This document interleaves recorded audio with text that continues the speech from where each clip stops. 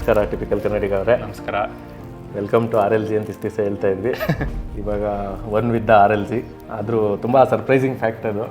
ಸಡನ್ನಾಗಿ ನಮಗೆ ಯಾವ ಥರ ಫೀಲ್ ಅಂದರೆ, ನಮ್ಮ ಹೆಣ್ಮಗ್ಳನ್ನ ಹಿಂಗೆ ಮದುವೆ ಮಾಡಿ ಕಳಿಸೋ ಥರ ಫೀಲು.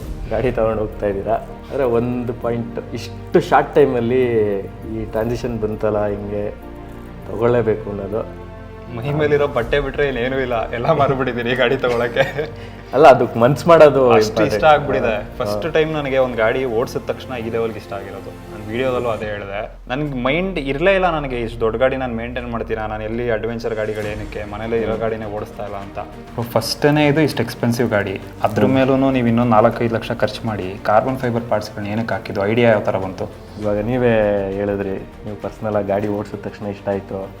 ಆಮೇಲೆ ನಂದು ಪರ್ಸ್ನಲ್ ಫೀಡ್ಬ್ಯಾಕ್ ಏನು, ADV ಗಾಡಿಗಳನ್ನ ಏನಕ್ಕೆ ಕಾರ್ಬನ್ ಫೈಬರ್ ಪಾರ್ಟ್ಸ್ ಹಾಕಬೇಕು ಅಂದರೆ, ಯೂಶಲಿ ADV ಗಾಡಿಗಳನ್ನೇ ನೆಲ ಮುಟ್ಟೋದು ಜಾಸ್ತಿ. ನಾರ್ಮಲ್ಲು ಬೇರೆ ಸ್ಪೋರ್ಟ್ಸ್ ಬೈಕ್ ಆಗಲಿ, ಫೇರಿಂಗ್ ಇರೋ ಬೈಕ್ ಆಗಲಿ, ಅವೆಲ್ಲ ಲಿಟ್ರಲಿ ಒಳ್ಳೆ ಇದ್ರ ಥರ ಆರಾಮಾಗಿ ರೋಡ್ ಚೆನ್ನಾಗಿದ್ರೆ ಮಾತ್ರ ಡಿಸೈಡ್ ಮಾಡಲು ಹೋಗ್ತೀವಿ.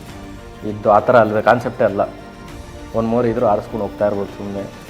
ಆಮೇಲೆ ಬೀಳೋದು ಇದ್ರಲ್ಲಿ ಕಾಮನ್ನು, ಈ ಕ್ರ್ಯಾಶ್ ಕೇಜ್ ಎಲ್ಲ ಇರೋದ್ರಲ್ಲ, ಅದಕ್ಕೋಸ್ಕರನೇ ಇದೆ. ಇವಾಗ ಒಂದು ಗಾಡಿ ಬಿದ್ದಾಗ ಪ್ರತಿ ಸತಿ ಒಂದು ಸತಿ ಎತ್ಬೇಕಾದ್ರೆ ಇದ್ದಿದ್ದು ಎನರ್ಜಿ ಇನ್ನೊಂದು ಸತಿ ಇರೋಲ್ಲ.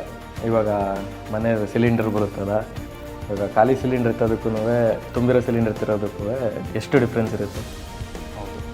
ಅಲ್ಲಿ ಅಜಗದ ಒಂಥರ ಡಿಫ್ರೆನ್ಸ್ ಅಲ್ಲೇ ಬಂದುಬಿಡುತ್ತೆ. ಆಮೇಲಿಂದ ಮೇಯ್ನ್ ಪಾಯಿಂಟ್ ಆಫ್ ವ್ಯೂ ನನ್ನ ಕಡೆಯಿಂದ ಅಂತ ಹೇಳಿದ್ರೆ ಎಸ್ಥೆಟಿಕ್ಸ್. ಯಾಕಂದರೆ ಒಂದು ಬೈಕಿಗೆ ಜ್ಯುವೆಲರಿ ಫೀಲ್ ಕೊಡೋದೇ carbon fibre.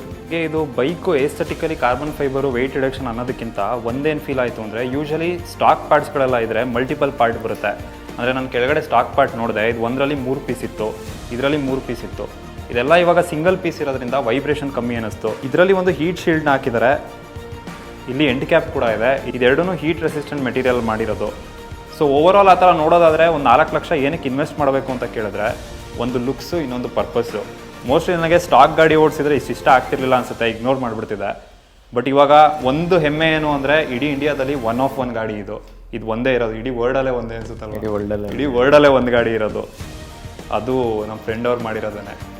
ಇದೊಳ್ಳೆ built not bot ಅನ್ನೋ ಥರ ಆಯ್ತು. ಇವಾಗ ಇವತ್ತು ತೊಗೊಂಡು ಹೋಗ್ಬೇಕಾದ್ರೆ ಫೀಲಿಂಗ್ ಹೆಂಗಿದೆ ನಂಬಕ್ಕಾಗ್ತಿಲ್ಲ ಬ್ರೋ. ಇನ್ನು ನನಗೆ ಕರೆಕ್ಟಾಗಿ 2 ವರ್ಷದ ಮುಂಚೆ ಹಯಾಬುಸಾ ತೊಗೊಂಡಿದ್ದೆ ನಾನು, ಮಾರ್ಚ್ 22. ಈ ಗಾಡಿಗೆ ಪೇಮೆಂಟ್ ಆಗಿದ್ದು ಆವತ್ತೇ, ಫೋನ್ ಮಾಡಿ ಹೇಳಿದ್ನಲ್ಲ.